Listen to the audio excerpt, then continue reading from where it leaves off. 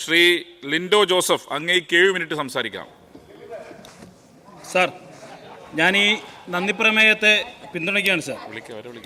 Sir, ഒരു അടിയന്തര പ്രമേയം അവതരിപ്പിച്ച് അതിൻ്റെ മറുപടി പൂർണ്ണമായും കേൾക്കാൻ സന്മനസ് കാണിക്കാതെ സഭയിൽ നിന്ന് ഇറങ്ങി ഓടുന്ന അവസ്ഥ എല്ലാ അടിയന്തര പ്രമേയങ്ങളുടെയും കാര്യത്തിൽ ഉണ്ടാകുന്നു എന്നത് ഇവിടുത്തെ ഒരു സംഭവമായി തീരുന്നു സാർ. സാർ, മറ്റു കാര്യങ്ങൾക്കൊന്നും ഞാൻ കിടക്കുന്നില്ല.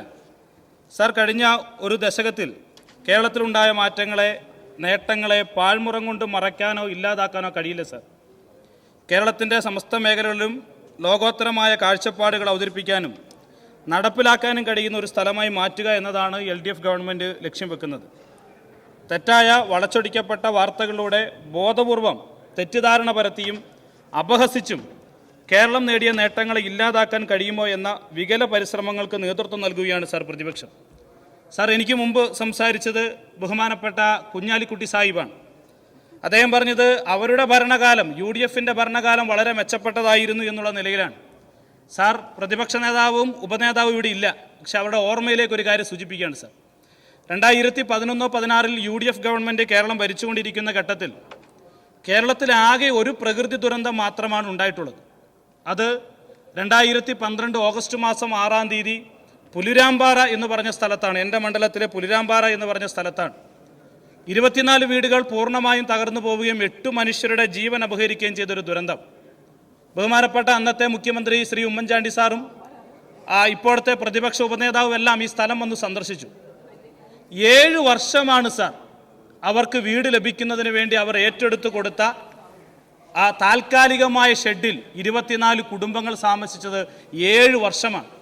1-ാം പിണറായി വിജയൻ ഗവൺമെൻറ് വന്നപ്പോഴാണ് അവരുടെ പുനരധിവാസം ഉറപ്പാക്കാൻ കഴിഞ്ഞത്. ഇവിടുത്തെ UDFൻ്റെ ആളുകൾ ഘോരഘോരം പ്രസംഗിക്കുമ്പോൾ ഞങ്ങളുടെ കാലത്ത് ഒരുപാട് മെച്ചപ്പെട്ടതായിരുന്നു എന്ന് അവകാശപ്പെടുമ്പോൾ ഒരു കേരളത്തിൽ 24 കുടുംബങ്ങൾ, ഒരു ദുരന്തമുണ്ടായി 24 കുടുംബങ്ങൾ വഴിയാധാരമായി പോയിട്ട് കേന്ദ്ര ഗവൺമെൻറ്റിൻ്റെ ഭരണം അവരുടെ കൈവശം ഉണ്ടായിരുന്നിട്ട് പോലും അവരെ പുനരധിവസിപ്പിക്കാൻ കഴിയാത്ത ഇവർക്ക് ഈ കേരളത്തിൽ എന്ത് ചെയ്യാൻ കഴിയുമെന്നാണ് സാർ പറയുന്നത്. 2018-ലുണ്ടായ ദുരന്തം, 2019-ലുണ്ടായ ദുരന്തം, 2024 ജൂലൈ മാസം മുണ്ടക്കയിലും ചൂരൽമലയിലും ഉണ്ടായിട്ടുള്ള ദുരന്തത്തിൽ ഇരയായവരെ ഈ കേരളത്തിലെ ഇടതുപക്ഷ ഗവൺമെൻറ് ചേർത്ത് നിർത്തിയതുപോലെ UDFന് ചേർത്ത് നിർത്താൻ കഴിഞ്ഞിരുന്നോ? ഇനി ഇവരായിരുന്നു കേരളം ഭരിച്ചിരുന്നതെങ്കിൽ ഈ ദുരന്തബാധിതരുടെ സ്ഥിതി എന്താകുമായിരുന്നു?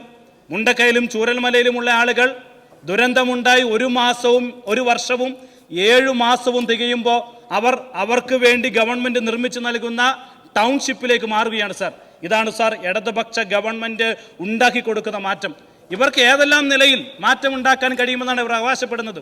ഇന്നലെ ബഹുമാനപ്പെട്ട പ്രതിപക്ഷ നേതാവ് കേരളത്തിൻ്റെ ആരാധ്യനായ വിദ്യാഭ്യാസ മന്ത്രിയെ ഏതെല്ലാം നിലയിലാണോ അധിക്ഷേപിക്കാൻ കഴിയുന്ന ആ നിലയിലെല്ലാം അധിക്ഷേപിച്ചു.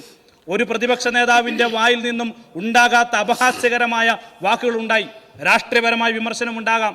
പക്വതയോടെ പാകതയോടുകൂടി നടത്തേണ്ടുന്ന വിമർശനത്തെ വായിൽ തോന്നിയത് കോതയ്ക്ക് പാട്ട് എന്നുള്ള നിലയിൽ അവതരിപ്പിക്കുന്ന ഒരു നില ഇന്നലെ നമ്മൾ കണ്ടില്ലേ സാർ?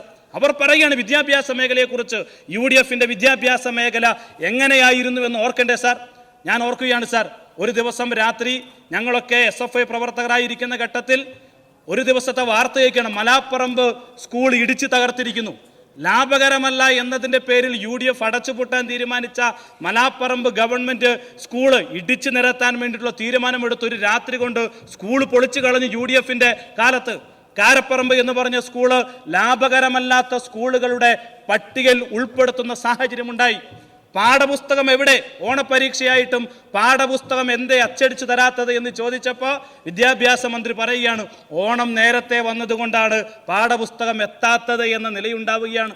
SLC പരീക്ഷ നടക്കുന്ന ഘട്ടത്തിൽ ചോദ്യപേപ്പറിൻ്റെ അടിയിൽ മുസ്ലിം ലീഗിൻ്റെ ചിഹ്നം എന്താണ്? നമ്മൾ കണ്ടില്ലേ, ചന്ദ്രക്കലയും നക്ഷത്ര ചിഹ്നവും അടിച്ചു വെക്കുന്നു ചോദ്യപേപ്പറിനകത്ത്. ഈ വിദ്യാഭ്യാസ കാലഘട്ടത്തിലേക്ക് തിരിച്ചു പോകണം എന്നാണോ പ്രതിപക്ഷ നേതാവ് ഇവിടെ പറയുന്നത്? നിങ്ങൾ ആലോചിച്ച് നോക്കുക. കഴിഞ്ഞ ദിവസം സംസ്ഥാന സ്കൂൾ കലോത്സവം നടക്കുകയാണ്. ആ സംസ്ഥാന സ്കൂൾ കലോത്സവത്തിൻ്റെ ഇടയിൽ ബഹുമാനനായ വിദ്യാഭ്യാസ വകുപ്പ് മന്ത്രി ഐസ്ക്രീം നുണഞ്ഞുകൊണ്ട് കുട്ടികൾക്കിടയിലൂടെ സഞ്ചരിക്കുകയാണ്. UDFൻ്റെ കാലത്ത് ഒരു വിദ്യാഭ്യാസ മന്ത്രി ഉണ്ടായിരുന്നു. ആയിരക്കണക്കിന് പോലീസുകാരുടെ അകമ്പടിയോടുകൂടി, ബ്ലാക്ക് ഹാറ്റ്സിൻ്റെ അകമ്പടിയോടുകൂടി ഓരോ വേദിയിലേക്കും വിദ്യാർത്ഥികളുടെ മുന്നിലേക്കും നടന്നു പോവേണ്ടുന്ന ദുരവസ്ഥയുണ്ടായിരുന്ന ഒരു കാലഘട്ടത്തിലേക്കോ ഈ കേരളത്തിൻ്റെ വിദ്യാഭ്യാസ മേഖലയെ കൊണ്ടുപോകണമെന്നാണോ ഇവർ പറയുന്നത്? കഴിഞ്ഞ കാലഘട്ടങ്ങളിൽ UDF-ന്റെ ഭരണകാലത്തെ പ്രധാനപ്പെട്ട വാർത്ത എന്താ? കുട്ടികൾക്ക് ടോയ്ലറ്റിൽ പോകാൻ സൗകര്യമില്ല, കുട്ടികൾ അടുത്തടുത്ത വീടുകളിൽ ടോയ്ലറ്റിന് മുന്നിൽ ക്യൂ നിൽക്കുന്നു എന്ന വാർത്ത UDF-ന്റെ ഭരണകാലത്തുണ്ടായില്ലേ? ഇങ്ങനെയാണോ കേരളത്തിലെ വിദ്യാഭ്യാസ മേഖലയെ നയിക്കുന്നത്? ഇപ്പോൾ കേരളത്തിലെ വിദ്യാഭ്യാസ മന്ത്രിയുടെ നേതൃത്വത്തിൽ നടത്തുന്ന പ്രവർത്തനം എന്താണ്? നമ്മൾ കണ്ടില്ലേ, നമ്മുടെ എല്ലാം പ്രിയപ്പെട്ട സിയ ഫാത്തിമ, കാസർഗോഡ് അല്ലേ? സിയ ഫാത്തിമ എന്ന് പറഞ്ഞ മിടുക്കിയായ കുട്ടി, ശരീരം നുറുങ്ങുന്ന വേദനയോടുകൂടി ജീവിച്ചുകൊണ്ടിരിക്കുന്ന കുട്ടി. ആ കുട്ടിക്ക് കലോത്സവത്തിൽ പങ്കെടുക്കാൻ ആഗ്രഹമുണ്ട്, പക്ഷേ യാത്ര ചെയ്യാൻ കഴിയുന്നില്ല. കലോത്സവ മാനുവലിൽ മാറ്റം വരുത്തി ഓൺലൈനായി പരീക്ഷ എഴുതാനുള്ള സംവിധാനം ഒരുക്കിക്കൊടുത്തു കേരളത്തിന്റെ ഇടതുപക്ഷ ഗവൺമെന്റ്. കേരളത്തിന്റെ വിദ്യാഭ്യാസ മന്ത്രി എന്ന മാറ്റത്തെ കാണാതിരിക്കാൻ വേണ്ടി കഴിയുമോ? വിദ്യാഭ്യാസ മന്ത്രി കുട്ടികളോട് സംവദിക്കുകയാണ്, അവരുടെ പ്രശ്നങ്ങൾ എന്താണ് എന്ന് മനസ്സിലാക്കിയാണ്. കുട്ടികളുടെ ബാഗിന്റെ ഭാരം കുറയ്ക്കണം, ഏറ്റവും പ്രധാനപ്പെട്ട ഒരു തീരുമാനമായി വരുന്നു. നിങ്ങൾ കണ്ടില്ലേ, ഇനി ബാക്ക് ബെഞ്ചേഴ്സ് ഉണ്ടാകാൻ വേണ്ടി പാടില്ല. അധ്യാപകർക്ക് എല്ലാ കുട്ടികളെയും ഒരുമിച്ച് വിലയിരുത്താൻ കഴിയുന്ന നിലയിൽ കുട്ടികളുടെ ക്ലാസ് മുറികൾ ക്രമീകരിക്കണം എന്ന് പറയുന്ന ഒരു വിദ്യാഭ്യാസ മന്ത്രിയെ നമുക്ക് കാണാൻ വേണ്ടി കഴിയില്ലേ? UDF-ന്റെ കാലഘട്ടത്തിൽ കുട്ടികൾക്ക് കൊടുക്കുന്ന അരിയിൽ പുഴുത്തുനാറിയ അരി വിതരണം ചെയ്യുന്ന കാലഘട്ടത്തിൽ കുട്ടികൾ ഇപ്പോൾ പറയുകയാണ്, ഇന്ന് ഞങ്ങളുടെ സ്കൂളിൽ ബിരിയാണിയാണ്, നാളെ ഞങ്ങളുടെ സ്കൂളിൽ മന്തിയാണ്, നാളെ ഞങ്ങൾക്ക് നല്ല ആഹാരമാണ് എന്ന് പറയുന്ന നിലയിലേക്ക് വിദ്യാഭ്യാസ മേഖലയിൽ മാറ്റമുണ്ടാക്കാൻ നമുക്ക് കഴിയുന്ന സാഹചര്യം ഉണ്ടായില്ലേ? ഞാൻ നേരത്തെ പറഞ്ഞതുപോലെ സിയ ഫാത്തിമയെ പോലെയുള്ള കുട്ടികൾ, ആ കുട്ടികൾക്ക് വേണ്ടിയിട്ടുള്ള സൗകര്യം ഒരുക്കി കൊടുക്കുമ്പോൾ ഒരു വിദ്യാലയമാകെ കേരളത്തിൻ്റെ വിദ്യാഭ്യാസ മന്ത്രിക്ക് മനുഷ്യ മതിൽ തീർത്ത് നന്ദി രേഖപ്പെടുത്തുന്ന ഈ കേരളത്തിൻ്റെ വിദ്യാഭ്യാസ മന്ത്രിയെയാണ് ഇന്നലെ പ്രതിപക്ഷ നേതാവ് അധിക്ഷേപിച്ചത്. എന്നിട്ട് പറയുകയാണ്, ഞങ്ങളുടെ കാലത്ത് വലിയ മാറ്റമായിരുന്നു. എന്തായിരുന്നു സാർ നിങ്ങളുടെ കാലത്തെ മാറ്റമെന്ന് ഇനിയെങ്കിലും നിങ്ങൾ തിരിച്ചറിയണം. നിങ്ങളുടെ കാലത്തെ വിദ്യാഭ്യാസ കാലഘട്ടം ഏറ്റവും അഴിമതി നിറഞ്ഞതായിരുന്നു. ആ കാലഘട്ടത്തിലേക്ക് കേരളത്തിന്റെ വിദ്യാഭ്യാസ മേഖല കൊണ്ടുപോയാൽ തകർന്ന് തരിപ്പണമടയുമെന്നെങ്കിലും നിങ്ങൾ മനസ്സിലാക്കാൻ വേണ്ടി തയ്യാറാകണമെന്നുള്ളതാണ് എനിക്ക് ഈ അവസരത്തിൽ സൂചിപ്പിക്കാനുള്ളത്. നേരത്തെ പ്രതിപക്ഷ നേതാവ് പറഞ്ഞു, ഞങ്ങളുണ്ടായിരുന്ന കാലത്ത് റോഡുകളെല്ലാം ഒറ്റ മിനിറ്റ് മേഡം, ഞങ്ങളുണ്ടായിരുന്ന കാലത്ത് ഞങ്ങൾ ഒരുപാട് BMBC നിലവാരത്തിലേക്കുള്ള റോഡുകൾ ഉണ്ടാക്കി, അങ്ങനെയാക്കി ഇങ്ങനെയാക്കി എന്നൊക്കെ പറഞ്ഞു. കിഫ്ബി എന്ന് പറഞ്ഞ പദ്ധതിയെ എതിർത്തവരാണ്. പ്രതിപക്ഷ നേതാവ് പറയുകയാണ്, ഞങ്ങൾ വലിയ മാറ്റത്തിന് വിധേയമായതാണ്. വയനാട് ജില്ലയും കോഴിക്കോട് ജില്ലയും ബന്ധിപ്പിക്കുന്ന എൻ്റെ നാട്ടിലെ ഒരു വലിയ പദ്ധതിയുണ്ട്, ആനക്കാമ്പൽ കള്ളാടി മേപ്പാടി തുരങ്കപാത. ആ തുരങ്കപാത ഒറ്റ മിനിറ്റ്, ആ തുരങ്കപാത എന്തു വില കൊടുക്കും എതിർക്കുമെന്ന് നിലപാട് സ്വീകരിച്ച ആളാണ് പ്രതിപക്ഷ നേതാവ്. ആ പ്രതിപക്ഷ നേതാവ് ഉൾക്കൊള്ളുന്ന ഈ നാടിൻ്റെ കിഫ്ബി പദ്ധതിയിലൂടെ കോടിക്കണക്കിന് രൂപയുടെ വികസന പ്രവർത്തനങ്ങൾക്ക് എതിർ നിൽക്കുന്ന നിലപാട് സ്വീകരിക്കുന്ന ഇവർ ഈ കേരളത്തിൽ എന്തു മാറ്റം ഉണ്ടാക്കുമെന്നാണ് സാർ പറയുന്നത്? ഇവരുടെ വികല നയങ്ങൾക്കെതിരെ ഏറ്റവും ഊർജ്ജസ്വലമായ പ്രവർത്തനങ്ങളും കാഴ്ചപ്പാടുകളും അവതരിപ്പിച്ചുകൊണ്ട് കേരളത്തിലെ ഇടതുപക്ഷ ജനാധിപത്യ മുന്നണിയുടെ ഗവൺമെന്റ് തുടരുക തന്നെ ചെയ്യുമെന്ന് പറഞ്ഞുകൊണ്ട് എൻ്റെ വാക്കുകൾ അവസാനിപ്പിക്കുന്നു സാർ.